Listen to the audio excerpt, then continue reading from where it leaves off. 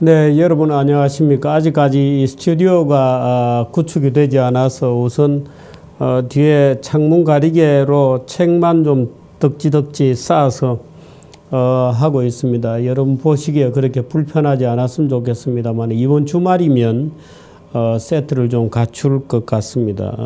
이쁘게 봐주시고요. 제가 신문사에서 자리를 옮겨서 지금 광화문에 쪽으로 오피스텔을 얻어서 정규제 TV를 독립시켰습니다마는 이 정규제가 주필직을 쫓겨났다 하고 아쉬워하는 분들이 후원금도 많이 보내주시고 그래서 저로서는 너무 과분하게 뭐라 그럴까요? 후원을 많이 받고 있는 것 같습니다. 그래서 오히려 죄송스럽고 제가 좀 더 꾀스럽게 해야 되는데 너무 정치권에서 이렇게 저를 주필은 뭐 시키겠다고 아마 그렇게 작정을 한 것 같아서 제가 좀 꾀스럽게 하지 못한 데 대해서는 죄송스럽게 생각합니다. 약간 꾀스럽게 하는 것이 꼭 무슨 배신을 하거나 뭐 이런 것도 아닌데 그랬습니다. 뭐 남겨둔 후배들도 미안하고요. 근데 제가 회사에 직은 살아 있습니다. 그래서 오늘도 회사에 갔다 왔고 매주 화요일자에 쓰는 정규제 칼럼도 당분간은 제가 좀 유지를 해 보려고 노력을 하고 있습니다. 그래서 오늘도 신문사에 좀 갔다 왔고요. 그 후원금 같은 것을 여러분들이 많이 보내주셔서 저로서는 참 너무 과분하고 죄송스럽고 그렇습니다. 그래서 후원금을 보내주신 분들을 한 번씩 모시고 무슨 조찬 포럼 같은 것도 하고요. 독서 포럼 같은 것도 좀 만들려고 그럽니다. 제가 이 오프라인에서 지금 온라인에서 이렇게 말씀드린 것 외에 조찬 포럼은 한 분기에 한 번씩 조찬 포럼을 하고요. 또 역시 분기에 한 번씩 될지 어떨지 모르겠습니다만은 독서 포럼을 한번 해볼까 합니다. 가능하면 자주 했으면 좋겠는데 이제 장소 대여라든지 여러 가지 문제가 있어서 독서 포럼이 어느 정도 열심히 될지는 모르겠습니다. 지금 그 민경국 교수님께서 하시는 이제 공부하는 그 모임이 있고요. 그 다음에 이영훈 교수를 중심으로 하는 이승만 학당이 이제 돌아가고 있습니다. 이제 그런 식으로 책을 한 권씩 이제 선택을 해서 공부하는 독서 포럼을 좀 조직해 볼 생각입니다. 그래서 조찬 포럼, 독서 포럼, 그 다음에 이제 정규제 회원, 이렇게 두고, 아무래도 이제 조찬 포럼 같은 경우에는 이제 아침도 같이 먹어야 되기 때문에 후원금을 좀 많이 내신 분들을 중심으로 해서 이제 경영을 하고요. 그 다음에 독서 포럼, 일반 회원, 이메일 회원, 이런 식으로, 부득이하게도, 회비 금액에 따라 조금 이렇게, 유지하려고 합니다. 그래서 물론 정규제 TV 자체는 무료로 갑니다만은 후원금을 좀 정례화해서 쭉 내주시는 분들에게는 제가 좀 서비스도 드릴 수 있고 또 이 회원들 간의 친목도 좀 도모할 수 있는 그런 기회를 가져보도록 노력을 하겠습니다. 오늘 아침에 제가 홍준표 후보에 대해서 홍준표 후보의 9가지 덕성 이런 제목으로 몇 가지 말씀드렸습니다. 반응은 제가 생각했던 대로 여러 가지 반응들이신 것 같습니다. 그 반응들이 다 소중한 반응들이고 특히 그 김진태 후보를 지지하고 남재준 그 원장을 지지하시는 그 태극기의 그 붉은 마음, 단심, 그 애국심을 가진 분들이 이 홍준표의 미적지근한 태도에 대해서 불만들이 많으시고 약간 분노하시고 이제 이런 분들이 많습니다. 원래 아예 다른 사람보다는 비슷하면서 약간 다른 말하자면 동족 상잔이나 형제 간의 갈등이 원래 깊은 것이거든요. 남은 뭐 다른 사람이니까 관심의 대상이 아닌데 형제 간에 견해차가 생기거나 배신을 때리거나 이럴 경우에 더 분노하는 것이 원래 우리들의 일상적인 마음입니다. 근데 뭐 또 낮에 마침 제가 그 방송을 막 마치는 때에 그 태극기의 붉은 마음, 그 단심을 가진 분 중에 한 분이 이제 사무실에 오셔서 어떻게 홍준표를 지지할 수 있느냐 뭐 이런 말씀을 하셨는데 제가 이렇게 말씀드렸어요.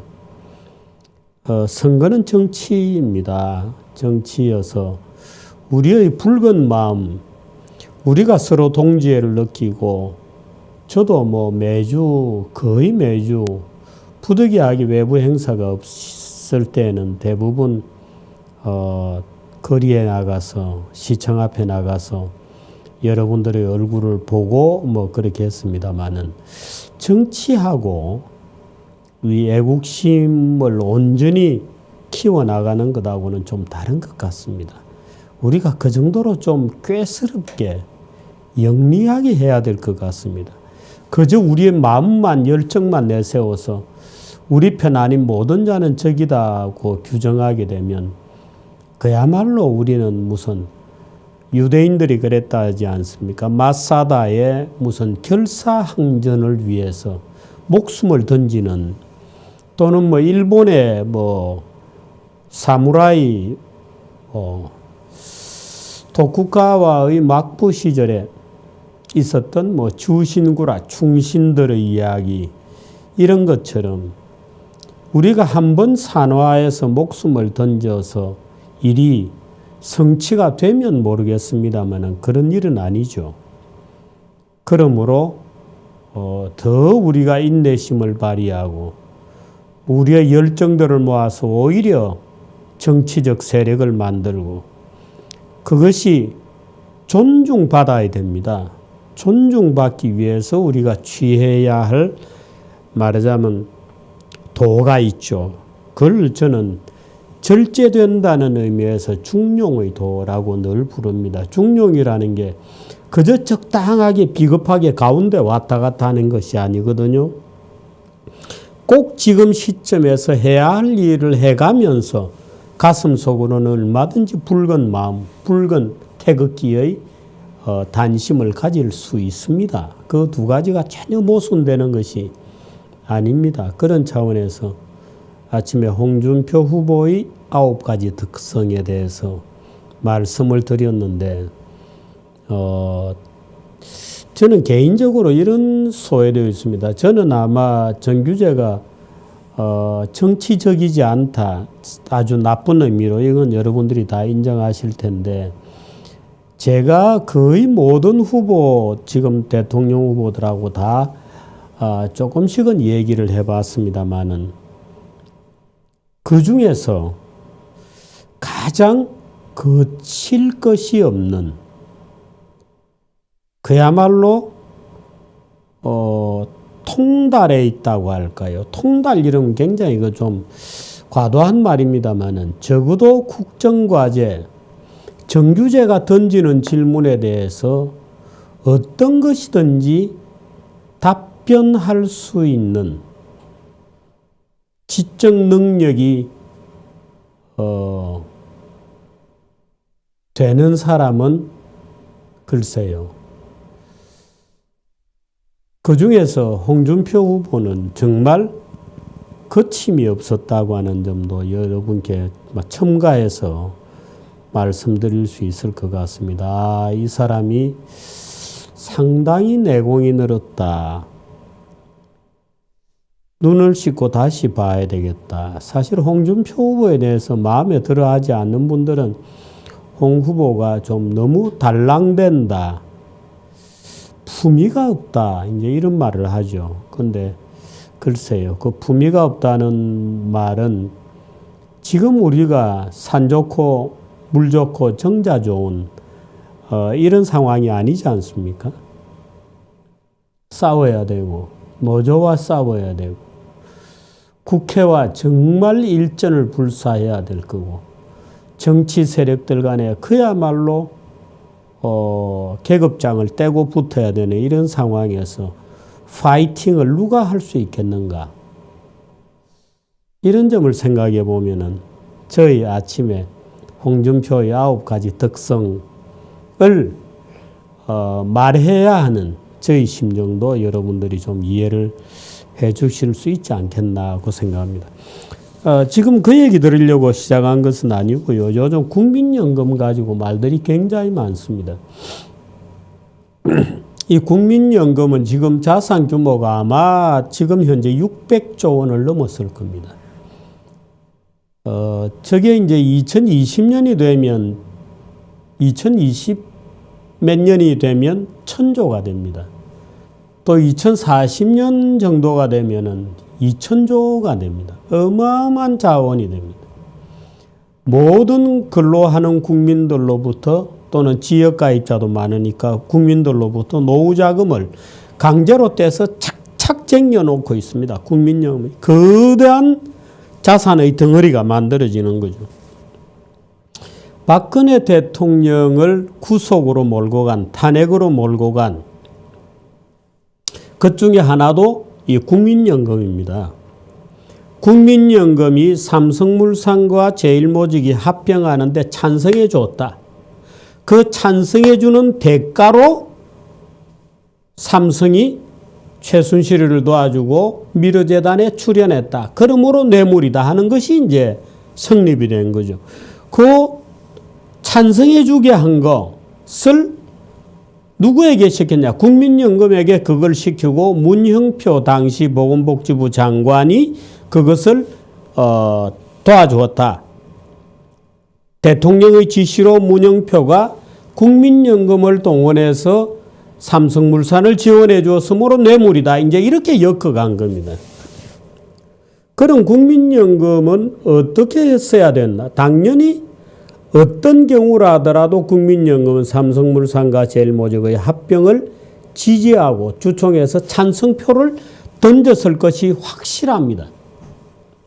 그런데 어떻든 검찰과 특검과 국민들과 야당과 헌법재판소까지 국민연금이 삼성물산 제일모직 합병에 찬성표를 던진 것은 박근혜의 지시, 문형표에 대한 문형표가 국민연금에 다시 지시를 내려서 국민연금이 정상적이라면 절대로 합병에 반대했을 텐데 강압적인 방법으로 합병에 찬성해 주고 그 대가로 이재용이가 뇌물을 매긴 거다라고 하는 논리를 세워서 대통령을 탄핵시키고 이재용을 잡아놓고 문형표를 지금 구속시켜 놓고 있습니다.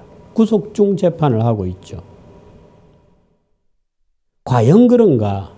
아닙니다. 국민연금은 지금 자산이 600조 원을 이미 넘었고 2030년도 중반이 지나가면 2000조에 이르는 어마어마한 자본이 됩니다. 그래서 지금 우리나라 주식시장 물론이고 채권시장도 그렇고 SOC도 그렇고 무슨 국민연금이 지배하는 힘, 국민연금의 지배력이 폭발적으로 커지고 있습니다. 말하자면 국민연금이 거의 거대한 악마적 힘을 갖게 된 겁니다.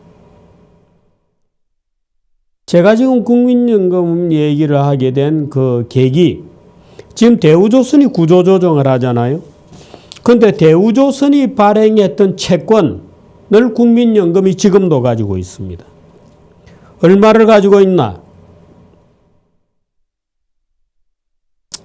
대우조선에 대해서 가지고 있는 국민연금의 금액, 대우조선이 발행한 회사채가 모두 1조 3,500억 원어치인데 그 중에서 29% 4천억 원어치, 3,900억 원어치를 국민연금이 갖고 있습니다.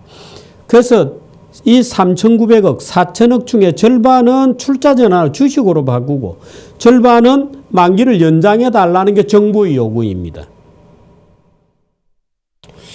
그러면 이거는 경영권에 대한 침해다. 국민연금의 자산운용권에 대한 국가 권력의 침해다. 이렇게 되는 거죠.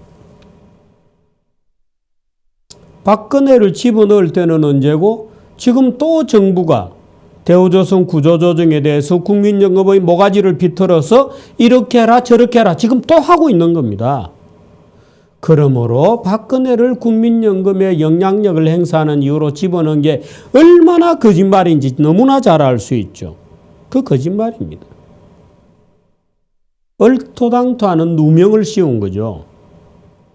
안 그랬으면 지금 그럴 리가 없잖아요. 근데 정부는 지금 또 대우조선 구조조정과 관련해서 국민연금의 모가지를 비틀어서 야 4천억 갖고 있는 채권 중에 절반 2천억 원은 출자전환 주식으로 바꾸고 2천억 원은 만기를 연장해 주라라고 지금 또 요구를 하고 있는데 국민연금에서는 입이 이만큼 나와 있죠. 그래서 정부에 대놓고 요구하고 있는 게 그겁니다.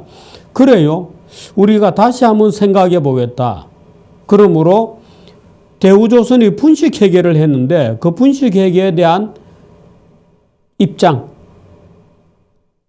출자 전환하고 채무제 조정을 하는 정당성, 당위성, 형평성, 실효성에 대한 자료를 내놔라 라고 산업은행에 대해서 요구했어요. 산업은행이 정부 대리인으로 이제 국민연금을 찾아갔거든요. 말을 한번 보십시오. 출자 전환하고 우리가 대우조선을 지원해야 되는 정당성, 당위성, 형평성, 실효성에 관한 재반 자료를 다오. 우리 또 검찰에 불려가지는 않겠다. 그거죠.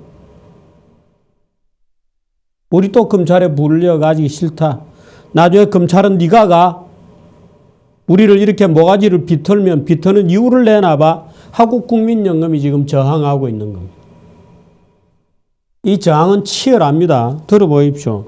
자료를 달라. 우리가 지원해 줘야 되는 정당성에 관한 자료, 당위성에 대한 자료, 형평성에 대한 자료, 다른 기업과 실효성에 대한 자료를 내놔 달라. 말하자면 정부 요구는 우리가 못 들어주겠다. 우리 그거 안 하려다. 아예 돈 날리면 지금 날리는 게 낫지 나중에 점점 커져가지고 날리는 거 싫다. 이런 겁니다. 왜 국민연금이 이렇게 되었느냐?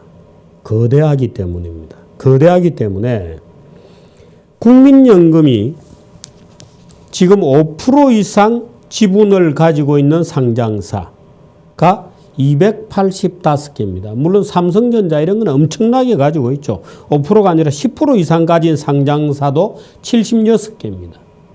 삼성전자, 현대차, 우리나라 대표 기업은 국민연금이 다 10% 이상 주식을 가지고 있는 최대 주주입니다. 그러므로 국민연금이 마음만 먹으면 얼마든지 이재용도 내보내고 정몽구도 내보내고 국민연금을 누가 장악하느냐 하는 것이 지금 모든 정치 권력자들이 국민연금을 장악하려고 난리죠. 그런데 좌파들은 기본적으로 연금사회주의라고 하는 전략을 기본적으로 갖고 있습니다. 그 국민연금은 누구 거냐? 국민연금은 국민들 거지. 말하자면 이런 논리로 국민들 거고 국민연금의 주식을 가지고 있으니까 그 주식의 가치를 극대화하기 위해서는 그 기업에 대해서 개입해야 돼. 경영에 대해서. 그러므로 정몽구도 내보내면 그만이고 이재용이도 내보내고 최태원이도 내보내면 그만이야. 그러면 그 국민연금의 운용 권력은 누가 가지고 있느냐? 정부가 갖는다. 국가가 갖는다. 이런. 근데 우리나라 국민연금은 무지하게 크거든요. 외국에도 많은 펀드, 연금들이 자기 기금을 가지고 주권을 행사합니다. 그런데 외국에는 다 프라이스 테이커입니다. 가격을 수용자입니다. 예를 들어서 미국 같은 경우에 공무원연금, 캘퍼스 같은 것들이 주주권을 행사합니다. 그러나 미국은 주식시장이 워낙 크기 때문에 캠퍼스 같은 데서 영향력을 행사하려고 하더라도 그 영향력이라는 게 뭐 1%도 안 되는 겁니다. 0. 몇 프로 이렇습니다. 그런데 우리나라 국민연금은 우리나라 사이즈에 비해서 너무 큰 겁니다. 그래서 국민연금만 틀어지면 5%, 10% 이상씩 지배를 하거든요. 대주주도 마음대로 할 수 있습니다. 그러니까 좌파들이 그냥 두지를 않죠. 그래서 김대중 노무현 때 국민연금 밑에 의결권위원회라는 걸 만들어서 뭐 가전 방법으로 경영권에 개입하려고 그랬죠. 재벌개혁이라는 미명하에 국민연금을 통해서 말하자면 대한민국 산업을 움켜쥐려고 노력을 하는 겁니다. 그것을 우리는 연금사회주의다라고 부릅니다. 지금 그런 작당이 벌어지고 있는 중입니다. 그래서 국민연금 측에서는 지금도 의결권위원회에서 활동하는 대학 교수 중에 몇 명은 좌파 교수들입니다.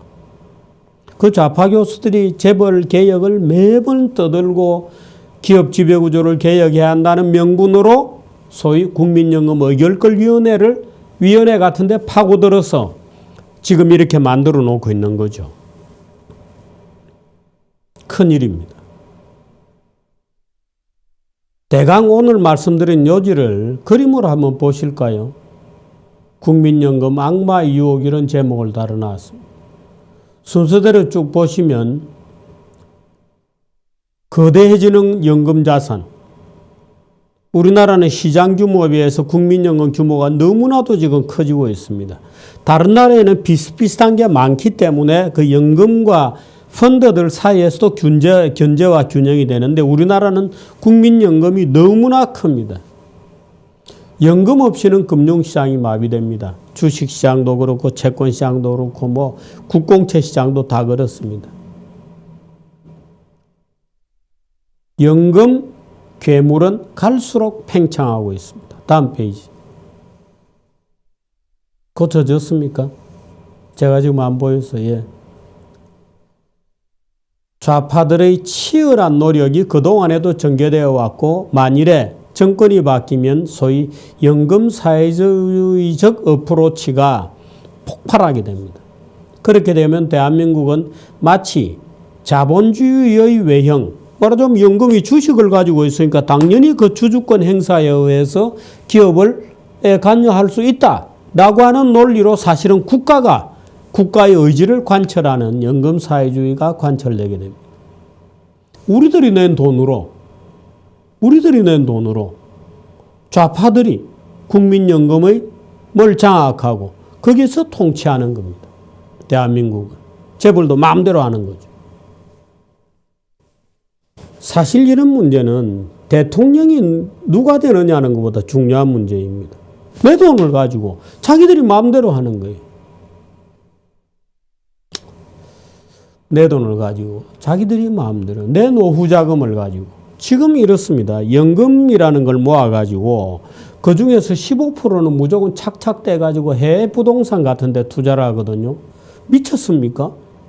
기업들이 공장을 여기서 안 하고 밖에 나가는 것도 억울해 죽겠는데 그래서 기업을 어떻게 하면 다시 유치하느냐 리어쇼어링을 하느냐 기업이 어떻게 하면 고향으로 다시 돌아오도록 하느냐는 게 우리가 그렇게 노력하고 있는데 우리 돈을 착착대가 가지고 그 가운데 15% 20%를 해외 부동산에 투자하고 있는 겁니다. 말이 안 되는 짓을 하고 있는 거죠. 그래서 저는 이런 제안을 합니다. 여러 가지 말도 안 되는 제안들이 지금 쏟아지고 있습니다만은 차라리 연금을 똑같은 걸 여러 개로 나누자. 여러 개로 나누면 총무부도 여러 개가 있어야 되고 자산운용 펀드 매니저도 여러 명이 있어야 됩니다. 돈이 많이 들죠. 그러나 하나로 뭉뚱그려 놓고 좌파들이 지배하는 것보다는 낫다. 첫째, 분할하자. 둘째, 이게 저는 좋은 방법이라고 봅니다만은 아예 연금을 들 때 연금을 내는 연금 가입자, 연금 납부자가 내 주식은 어떻게 운용해달라, 내 기금은 채권으로 운용해달라 하고 마치 개인의 연금자산을 선택하듯이 각 개인이 선택하도록 하자. 오케이, 내 돈은 미래에셋에 넣어서 관리해달라. 국가가 강제로 법을 만들어서 국민연금 제도를 유지한다. 오케이, 나 그거는 인정한다. 그런데 내가 내는 돈은 미래에셋에 맡겨서 운용하겠다. 아니야. 나는 한국투자증권에 맡겨서 운용하겠다. 나는 무슨 소리야? 난 주식은 안 해. 난 채권에 할래. 아니면 난 부동산에 할래. 그거는 각자가 선택하든지 뭔가 선택 방법을 두고 연금 운용을 민영화하는 겁니다. 연금 운용을 민영화하는 겁니다. 그러면 누군가가 주인도 아닌 작자들이, 대학 교수 이런 작자들이 와가지고 정부의 명령을 받고 연금기금위원회, 의결권위원회 이런 데 숨어 들어가지고 뒤에서 은밀하게 기업을 자기 마음대로 쥐고 흔드는 짓은 못하도록 만들어야 된다. 대한민국에서 연금을 지금 장악하면 모든 것을 장악하게 되어 있습니다. 그런데 우리 돈을 가지고 정부가 마음대로 한다? 견딜 수 없는 거죠. 그 차라리 잘게 찢든지 아니면 민영화하자. 민영화하자. 국가 권력자들이 자기 마음대로 못하게 만들어야 한다 하는 것이 저희 주장입니다. 여러분, 이 문제에 관심 가져야 됩니다. 앞으로 5년, 10년 지나면 이 국민연금 때문에 제가 볼 때는 폭동납니다. 지금 30대 이하 젊은이들이 뭣도 모르고 복지국가 이러는데요. 지금 30대 이하는 정말 연금 빚더미를 떠안게 될 겁니다. 연금 빚더미를 떠안아서 20년, 30년이 지나면 내가 왜 좌파 정부, 내가 왜 복지국가를 선택했는가 하고 자기 눈을 찌르려고 그럴 거예요. 바보짓을 하고 있는 겁니다, 지금. 지금 복지국가를 주장하는 젊은 애들이 나중에 자기 손으로 자기 눈을 찌를 겁니다. 한 치 앞도 못 보는 이 눈뜬 장님아, 그리고 자기 눈을 찌르게 될 줄도 모릅니다. 20, 30년만 지나보세요. 젊은 애들이 20, 30년을 굉장히 먼 미래라고 생각하는데 살아보십시오. 금방 갑니다. 금세 옵니다. 그 문제가 지금 우리 앞에 놓여 있습니다. 대통령을 누구를 뽑느냐 문제 다음으로 중요한 문제는 이 문제입니다. 여러분들이 좀 관심을 가져주기를, 그리고 정규제 칼럼 이 텍스트를 올리겠습니다. 한번 봐주시기를 부탁드리겠습니다. 고맙습니다.